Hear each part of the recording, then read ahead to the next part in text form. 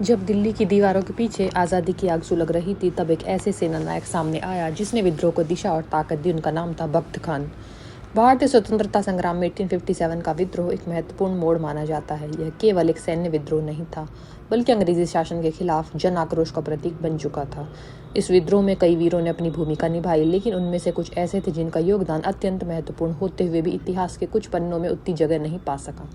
ऐसे ही एक महान योद्धा थे बख्त खान, जिन्होंने अपने साहस, नेतृत्व और रणनीति के बल पर इस विद्रोह को संगठित करने में अहम भूमिका निभाई।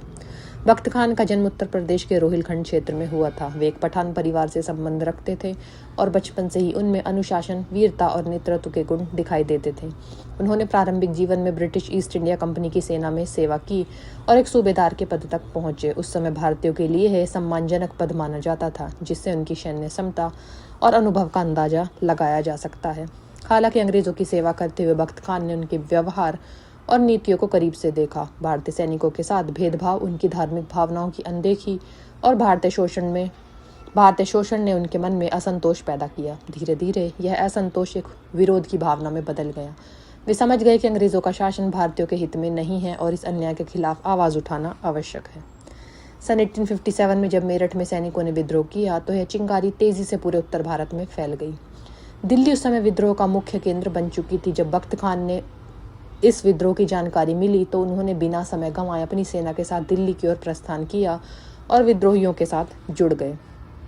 दिल्ली पहुंचने पर उन्हें मुगल सम्राट बहादुर शाह जफर द्वारा विद्रोही सेना का मुख्य सेनापति नियुक्त किया गया। यह उनके अनुभव और नेतृत्व क्षमता का प्रमाण था। बख्त खान ने तुरंत स्थिति को संभालते हुए विद्रोही सैनिकों को संगठित करना शुरू किया। उन्होंने एक सैन्य परिषद का गठन किया ताकि निर्णय सामूहिक रूप से लिया जा सके और रणनीति बेहतर तरीके से बनाई जा सके। उनकी सबसे बड़ी चुनौती थी अलग अलग क्षेत्रों से आए सैनिकों और नेताओं को एकजुट करना। हर समूह की अपनी सोच और कार्यशैली थी, जिससे समन्वय बनाना कठिन था, लेकिन बख्त खान ने धैर्य और समझदारी से काम लिया। उन्होंने अनुशासन पर जोर दिया और सैनिकों को एक स्पष्ट लक्ष्य के साथ आगे बढ़ने के लिए प्रेरित किया। अंग्रेजों के खिलाफ संघर्ष दिल्ली में कई महीनों तक चला। बख्त खान ने कई बार अंग्रेजी सेना पर आक्रमण किए और उन्हें कड़ी चुनौती दी। उनकी युद्ध रणनीतियां और साहस ने विद्रोहियों का मनोबल ऊंचा बनाए रखा। हालांकि विद्रोही सेना के पास सीमित संसाधन थे। उनके पास आधुनिक हथियारों और पर्याप्त आपूर्ति की कमी थी, जबकि अंग्रेजों के पास बेहतर तकनीक और संगठित सैन्य व्यवस्था थी।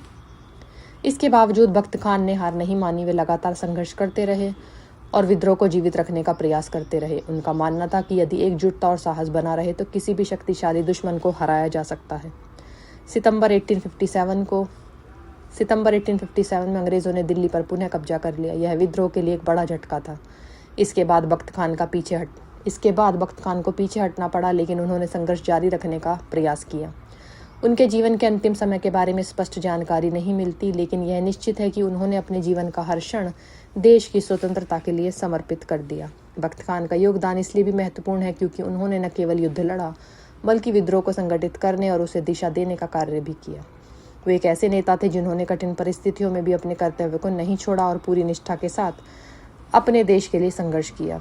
आज जब हम स्वतंत्र भारत में रहते हैं, तो हमें ऐसे वीरों को याद करना चाहिए जिन्होंने अपने प्राणों की आहुति देकर भी हमें आज़ादी दिलाई।